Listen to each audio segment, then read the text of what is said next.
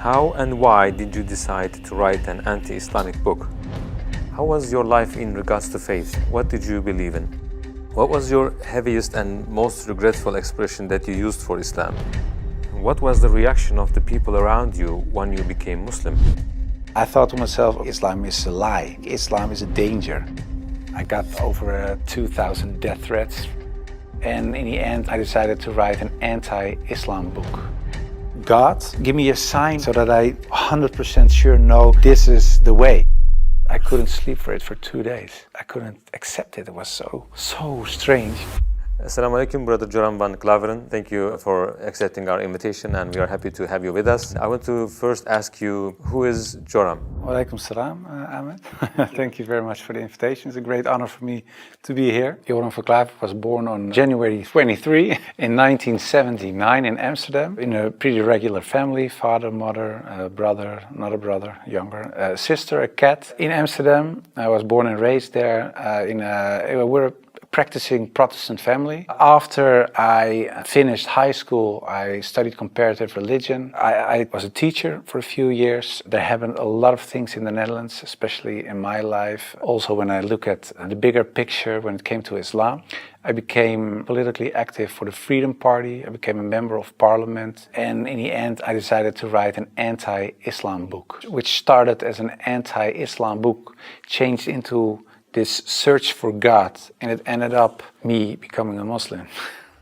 How was your life in regards to faith? What did you believe in? Before I was a Muslim, I was a Protestant Christian from the Reformed Church. We read from the Bible, we all got biblical names, we were all baptized, we went to church, etc., etc. So we're pretty Christian in that way, in that sense. Of course, I believed that there is a creator, I believed in heaven, hell, I believed in angels, revelations, and of course what separates the Christians from the Muslims is that I believe that Jesus Christ was the Son of God.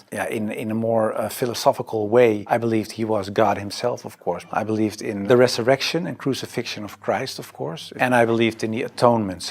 But because the Trinity is a very complex concept, whether you believe it or not, it's still very complex. Because if there is a God in the Bible, it says God is eternal. But if you are eternal and you die, you cannot be eternal, immortal at the same time. So there was something when I was a little older, 16, 17, I started questioning things like that. It's not very logical. I talked to many priests, preachers, even rabbis, and the answers I got weren't very satisfying. That made it for me kind of complex, and in the end I had some doubts about stuff like this, but I said, well, I set it aside and I thought, okay, I just believe it, and perhaps I'm not smart enough to get the whole picture. And I still believed in God. I still believed that Jesus was a very important person. I believed he was the Son of God, but how it exactly was, I left it for what it was. How and why did you decide to write an anti-Islamic book? After high school, I went to university and I did comparative religion. And the remarkable thing, I think, was that the first day of me going to college was September 11, 2001. Already thought, okay, these Muslim guys are kind of crazy and this religion isn't the truth. Then a few years later was this guy in the Netherlands called Theo van Gogh. He was a famous filmmaker and he was killed in the street. He was shot and they tried to slit his throat and they put a knife in his stomach with a letter on it for another girl, Ayaan Hirsi Ali, and it said, "You are next." So it strengthened my anti-Islam feelings in such a way that I thought, well, I have to become politically active to do something and stop this evil of harming our country. You started politics because of Islam. Yeah, and that really had to do with Islam. That was the reason that I wanted to write a book, to explain to people why Islam was a danger for the world. When I was writing my book, like I said earlier, the questions, the doubts I had about Christianity popped up again. And that was about truth, of course, because I was a believing Christian guy. And yeah, the Christian questions I had in the end were answered in an Islamic way. Because, of course, when I started writing the book, a lot of people think that it was a political book. But it wasn't so much a political book, it was a religious book, because I wanted to show people why Islam was a danger as a religion, and I wrote it from a Christian perspective. So in the beginning I made a comparison between the Christian concept of God and the Islamic concept. So I started comparing it. But because I had these doubts about the Trinity and I saw Tawheed, the oneness of God in Islam, I thought, yeah, it sounds a little bit more logical. And then I thought to myself, well, I reread the Bible to refresh myself, to see, okay, why isn't the concept of Islam, the Tawheed concept, isn't isn't the Christian concept. But when I was reading the Old Testament and I saw what the Old Testament prophets said, it was one God, one God, one God. And then I thought, okay, I'll look only at the words of Jesus Christ in the New Testament. And then there's this story in the New Testament where a guy comes to Jesus and he asks him, what is the most important thing in life? How can I gain paradise? And he says there are two things. He says, hear, O Israel, hear your God is one. Treat your neighbor as you want to be treated yourself. So I thought, well, even Jesus Christ says, hear, O Israel, your God is one. So I thought, well, this whole Muslim concept of God sounds more logical, and it's the same concept that I find in the Old and the New Testament. And I know Christianity as a religion teaches something else, but it isn't the concept of God that I find in the Bible. So after weeks and weeks of study, rereading all kinds of books, I thought to myself, okay, perhaps this oneness of God is something that is true. So that's how it started.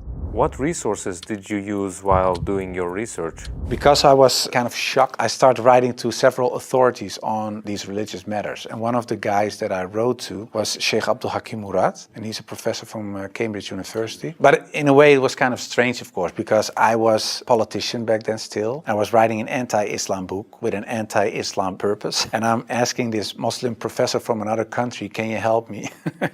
So I told him, I'm writing a book. I have a lot of questions. So I was very plain why I thought, why is Islam promoting terrorism? Why is anti-woman? Why is anti-Christian? Anti-whatever. After, I think, 6 weeks, he sent me a very extensive email. And he started explaining, directly answered a lot of my questions. But he also told me, you have to read this article, read this book, read that book, ask this person. And so he was very extensive in his way of explaining. But in the end, after I read all these books and articles and made a comparison between prophets from the Old Testament with Muhammad, peace and blessings be upon him, I had no arguments anymore to say they are prophets and he is not. And I thought to myself, well, if I accept Moses on these grounds and I cannot accept the prophet, then there is something else. So I thought, why don't I think he is a prophet? And I thought, oh, perhaps because he had many wives. But then again, when you look at Solomon or you look at King David, Abraham, there are a lot of people in the Old Testament that had more wives. And when you look at even outside of the religious books, culturally in Europe, in Africa, Asia, everywhere, there were men with several wives for several reasons. So I thought to myself, well, that cannot be a reason either. So one by one, all these reasons fell. And then in the end, I thought, well, I have to say all of them are not prophets. But I didn't believe that because I thought, well, the things they did, they said, the miracles that happened, etc., they were confirmed in what they said and what they did. So they are. And then I said, well, then I have to accept that Prophet Muhammad perhaps is a prophet too. So I was doubting it. So first I thought, well, it's the most evil person I know because of the history. Then I said, well, perhaps it's not that evil, but he's not a prophet. And in the end, I started doubting, perhaps he is a prophet. Yeah, that took, of course, me reading a lot of books again. And the one thing that I think was very wise of Abdul Hakim Murad to say was, he said, well, the books you read about with the anti-Islam arguments are written by non-Muslims. He said, if you want to know more about Christianity, you don't read books from atheists. You start reading the books from the Christians. Why do they believe this? What are the arguments? So that you have to do the same with Islam. So start reading Islamic books from Islamic teachers, from Islamic scholars, etc. And then you can see, if you compare the books on the same topic of people who are Muslim and wrote those books and non-Muslim, you can see where they took the wrong turn, where they translated words in the wrong way, sometimes perhaps even not on purpose, but just because they didn't know, where things are added, where things left out of it. So, and in the end, you see there is this other religion almost created because of all these things. And that's what I did. And that's what I also did with the life of the Prophet, because I read a book from Martin Links, The Life of the Prophet, based on the earliest source of Muhammad. And it was written, of course, by a convert. And his way of reasoning, his way of telling, his way of writing appealed to me because it's culturally the same thing. How do I approach a certain topic, etc. And it was the first time that I saw him not so much as a warlord, because that's the picture I had in my mind, but I saw him as a father, and I saw him as a friend and a teacher, and so much more. And so, yeah, I saw the person and his character, and I said, well, I can say a lot, but I cannot say that this is not a good man. So his character persuaded me to read more and to want to know more. What surprised you the most while doing your research? The story about Hind, there was something that, like a switch, like I had to change. And it was because I thought Hind was the wife of one of the enemies, Abu Sufyan. And in a way, they gave money to kill Hamza, the favorite uncle of the Prophet. And that was what happened on the battlefield. He got killed. They even paraded with his ears and cut off his nose and horrible stuff. So the Prophet was deeply sad, of course, of what happened. And years later, he became powerful. He came in power in Mecca. And then there was Hind. And I was reading this book and I thought, okay, now she gets crucified or her head gets cut off or something like that. But he said, well, I cannot look at her right now, but everybody is forgiven. And if you want to stay here and live among the Muslims, it's possible. If you don't want that, you can go. But bloodshedding is over now. And I thought to myself that she was forgiven. If you can forgive someone who kills a relative, especially a favorite uncle, if you even starts parading with parts of his body to show other people that she humiliates you and whatever you stand for, that means you have such a great character. It's very special. It's something you don't see. And that's what he did. So I thought to myself, well, it was a really special guy. And when I thought that, I thought, well, I have these arguments for him being a prophet. I see his character. I see the way he treated other people. I see how he treated his enemies. I think he is a prophet. But then I thought to myself, whoa, that's horrible. Because I already accepted this oneness of God. And now I say he is a prophet. If I say there is only one God and Muhammad is his prophet, that's almost shahada. So I thought to myself, okay, let's close the books. Stop. This is going in the wrong direction. And of course, I wasn't that anti-Islam anymore because of what I read, what I saw, and what I experienced. What I tell you now, it sounds a little like a fairy tale, but it really happened. In the end, there were all these books at the table. And when I had this feeling of, yeah, okay, this is shahada in a way, I thought, well, I put all the books away and I put the books on the highest shelf. But there were so many books that a lot of books fell off the shelf. And one of the books that fell off the shelf was the Quran. And when I picked it up, my hand was on a page with Surah 22, Ayat 46. And it says, it's not the eyes that are blind, but the hearts.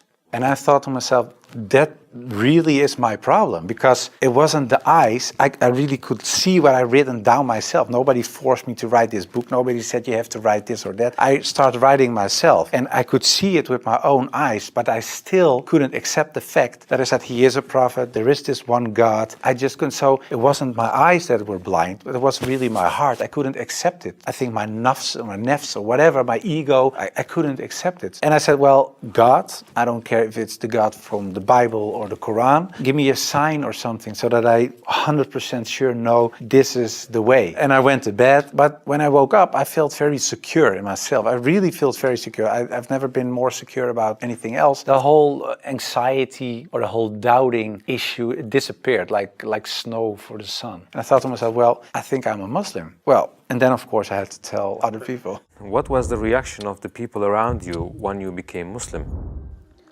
Assalamu alaikum, brothers and sisters. We saw that 80% of our audience, including this video, are not subscribed to our channel. As you know, we are a non-profit organization and advertisements are disabled on our videos. So the only reason we are asking for this is to spread the truth. It may seem like a small act, but inshallah, it may be a means of guidance for many people. Now let's click the subscribe button and let's together walk towards eternity. What was the reaction of the people around you when you became Muslim? Most of them were very negative, of course. For a lot of people, especially some uncles and aunts, it was kind of a shock. They heard it when it was on the news. I told my mother and my mother started crying. And my wife was pretty open. Yeah, she was very cool about it. She said, well, if Islam is what you really believe and that's in your heart, who am I? And yeah, some people from my old work were really aggressive. I got over 2,000 death threats from people who used to support me, of course. People who voted for me. People said the most horrible things. We will rape your wife, shoot you, we know where your children go to school, stuff like that. And most of them, of course, is nonsense because they're crazy people writing things on their computer. So it was kind of a hectic time. And I had to tell my work, of course, and it was this Christian organization. So to say, the leader of the pack, he said, I can't believe it. And he said, well, I noticed this change when you talked about certain topics on radio. You were kind of a little more mild, not so harsh anymore, but you becoming a Muslim? And after I said, yeah, I became Muslim, he said, I couldn't sleep for it for 2 days. I couldn't accept it. It was so strange. But the hardest part for me was telling my grandfather, because my grandfather was dying and he was 93, 94 years old and he was on his deathbed at home. I had to tell him, and my mother told me, yeah, you have to tell your grandfather. It was her father. So I said, well, then you have to come with me. It's got like a shield. And I just said, well, grandfather, I became a Muslim. And then he closed his eyes. And I thought he stopped breathing because, yeah, he was so old. And he really stopped breathing for a while. And then he started breathing again. And he looked at me and he said, well, at least you didn't become a Catholic. So it was very funny. The last thing, and my old boss from the radio, he said, well, how do we know that you're not becoming Hindu one day or something else? And I told him, well, I never chose a religion one time. And it was when I became a Muslim. Before that, I didn't choose my religion. I was born in a Christian family. I was raised in a Christian way. And I'm very grateful for all the good things that it brought me. But it was not my decision. And the only time I made a decision was me becoming a Muslim. And it was the most, like I said, I think the most important decision I made. And it was the most rational decision I made. I never took years and years to decide one thing, only becoming a Muslim. How did you feel when you made your first salah? It's, of course, a beautiful moment, but very strange as well. Because as a Christian, you're not used to pray like that. You pray with your hands together and perhaps on your knees in front of your bed or something. But I think it's very beautiful that you really prostrate. So you really bow down in the deepest way for your Lord. So that's a very humbling, beautiful thing, I think. And that, yeah, it made me feel very happy. What were the 3 biggest challenges you faced when you converted to Islam? Well, becoming a Muslim, of course, was a big challenge because I had to tell the world and family, and that was a big challenge. The part of thinking that it would be very hard to become a Muslim because, especially as a Protestant Christian, there aren't so many things you have to do in a religious sense. As a Muslim, in terms of practice, so it is required to pray 5 times a day. It's required to eat in a certain way. It is required to think in a certain way. You have to be the best in a way every moment because of your relation with your Creator and because of the fact that you have to pray 5 times a day. It's a constant reminder in a way of the Creator. So that makes you much more aware of the fact that you have a Lord than as a Christian. That's how I experienced it. And I thought to myself, whoa, 5 times a day praying, I cannot do this, I cannot do that, I have to do. So that made it hard in the head. But after I became Muslim, it wasn't hard at all. Are you raising your kids as Muslims? Well, you try, of course. I don't know, when you're really raised as a Muslim, I think it's a very difficult job, especially in these times. Of course, when I married, I wasn't a Muslim. You promise in a way that you raise your children as Christians. So after I became Muslim, I'm not raising my children as Christians, of course. If the kids have questions about Christianity, they ask my wife, they get Christian answers. And if they come to me, they get Islamic answers. But most of the time, she says, ask your father. And my wife cooks halal for everybody. So that's very sweet. She says, well, I'm not going to cook 5 meals. So everybody eats the same. You want halal, everybody eats halal. So in a way, it's like an organic process. What was your heaviest and most regretful expression that you used for Islam? I think Islam is a lie. Because that's something I used to say. Islam is a lie, the Quran is poison. But when I said Islam is a lie, that's the whole religion and everything that comes with it. So that's like the highest level of Jahiliyyah in a way. Yeah, that's something I regret because it was like an umbrella and everything else was under this concept of Islam is a lie because that was the core thought. And of course, I do blame myself and I know there are a lot of people out there not practicing Muslims that do so. And in a way, I understand it because in a political sense and in a social, cultural sense, everything I said and done is still there. I sometimes even hear arguments from people in my old party that I offended in a way. Yeah, that's something that bothers me, and that's one of the reasons that we founded an organization. It's called the IXC, Islam Experience Center, and we go to schools, primary school, high school, college, universities, but also to departments of the government, other social organizations, churches, to take away misconceptions about Islam, to share the message, to show Islam in its true colors, and we do it by virtual reality with the glasses, so it's a very fun experience as well. And we try to erase in a way the things I said and done in the past. How should people research about Islam? Do you advise just searching at Google? No, I would certainly not advise Google. It's the last thing I would advise. I said shut down the computer. No, I think it's very important that people read books, real books with pages and stuff. I would recommend Muhammad, His Life Based on the Earlier Sources of Martin Links, the book I talked about earlier. It's a green book. And I think it's very important for people not just dive into the Quran, because it's a very complex book. And if you don't have anybody who can teach you what you read, especially most of the people who don't know anything about Islam are not fluent Arabic, classic Arabic speaking people. So you will read an interpretation of the Quran or a translation, and most of the time that's not the real deal, of course. So I would advise people just to study the Sirat, study the character and the life of the Prophet, because that's what the tradition teaches us as well. His life was the Quran. He was the living Quran in a way. Just study his Sunnah, and I think that is the best way of discovering Islam.